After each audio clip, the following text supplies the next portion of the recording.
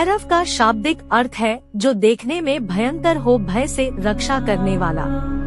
हिंदू धर्म में शिव के 5वें अवतार माने जाते हैं। भैरव को दंड पाणी भी कहा जाता है, जिसका अर्थ है पापियों को दंड देने वाले, इसीलिए उनका अस्त्र डंडा और त्रिशूल है। उन्हें स्वास्वा भी कहा जाता है, अर्थात जिसका वाहन कुत्ता है। काल भैरव भगवान शिव के सबसे भयानक अवतारों में से एक है।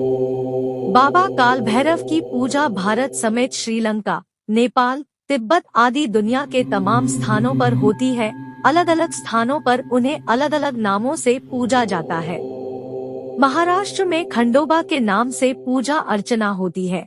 वहीं दक्षिण भारत में भैरव का नाम शास्ता है। लेकिन हर जगह एक बात समान है कि उन्हें काल के स्वामी और उग्र देवता के रूप में ही जाना जाता है। माना जाता है कि भगवान शिव के तम गण है, भूत प्रेत डाकनी साकनी पिशाच पूतना कोटरा और रेवती आदि। विपत्ति, रोग और मृत्यु के समस्त दूत और देवता उनके सैनिक हैं। और इन सभी गणों के अधिनायक है बाबा काल भैरव, जिनके गले में अनेक तरह के कंकाल की खोपड़ियों की माला, बड़ी भयानक लाल आँखें, बाघ जैसे नुकीले दांत और नुकीले नाखून, 4 भुजाएं और पूरे शरीर पर लिपटे हुए जहरीले नाग। महादेव के सबसे भयानक अवतारों में से एक काल भैरव भा यानी रचना, र यानी संरक्षण और वा यानी विनाश, और काल जो समय और मृत्यु के चक्र से परे हैं। काल भैरव के 4 हाथों में से एक हाथ में त्रिशूल, दूसरे हाथ में डमरू और तीसरे हाथ में एक रस्सी होती है, लेकिन चौथे हाथ में होती है एक भयानक खोपड़ी या ब्रह्मा जी का 5वां सर।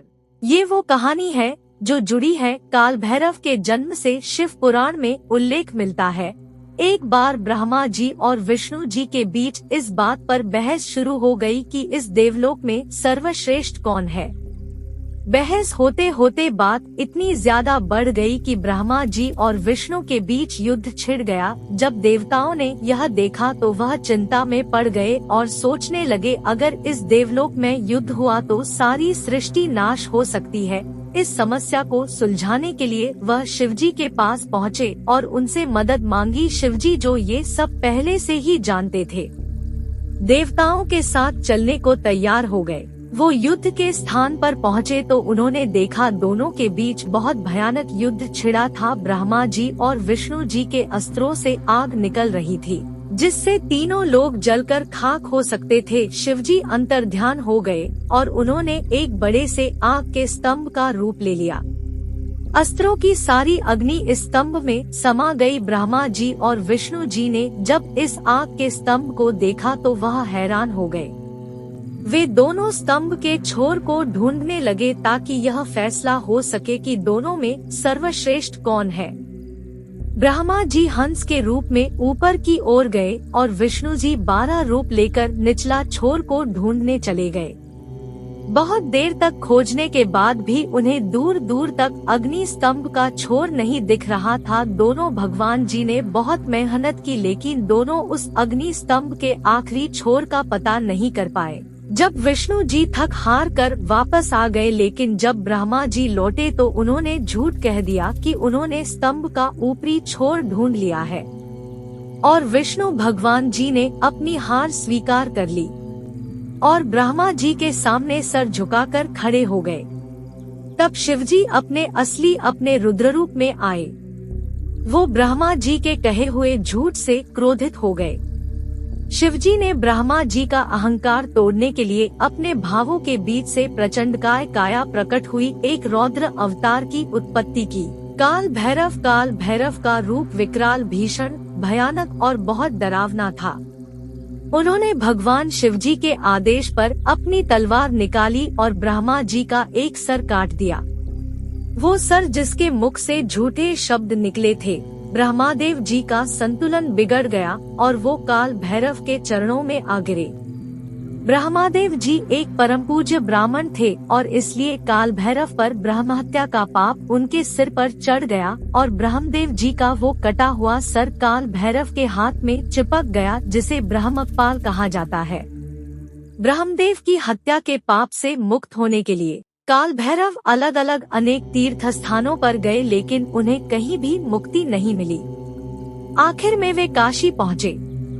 जैसे ही उन्होंने काशी की धरती पर अपना कदम रखा, उन्हें ब्रह्महत्या के दोष से मुक्ति मिल गई और ब्रह्मा जी का वो सर जो उनके हाथ से जुड़ गया था, अलग होकर वहीं गिर गया। आज इस स्थान को कपाल मोचन तीर्थ के नाम से जाना जाता है और इसी जगह पर काल भैरव का प्रसिद्ध मंदिर भी है। ऐसा माना जाता है कि तभी से काल भैरव काशी में रहते हैं और यहाँ आने वाले भक्तों की रक्षा करते हैं। इस मंदिर में दर्शन करने से सारी नकारात्मक ऊर्जा, नेगेटिव एनर्जी इंसान से दूर हो जाती है। काशी के भगवान विश्वनाथ की आराधना काल भैरव बाबा की आराधना के बिना अधूरी मानी जाती है।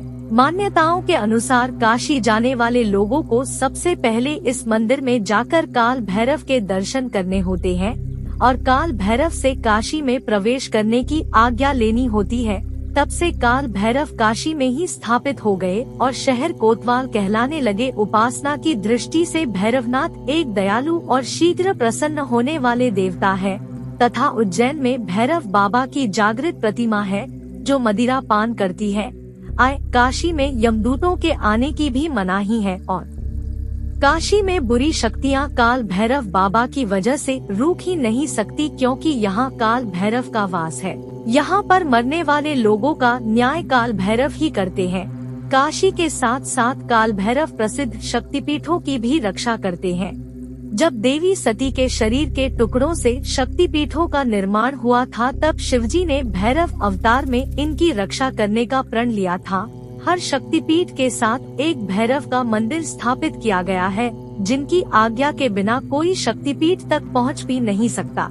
दोस्तों, अगर आपके पास भी ऐसी कुछ कहानियां हैं तो हमें कमेंट बॉक्स में जरूर बताइए और ऐसी सभी आध्यात्मिक और धार्मिक जानकारियों के लिए मेरे चैनल को सब्सक्राइब कर ले और बेल आइकन को प्रेस कर ले, जिससे कोई भी नोटिफिकेशन मिस ना हो। फिलहाल आज के लिए बस इतना ही। Thank you so much.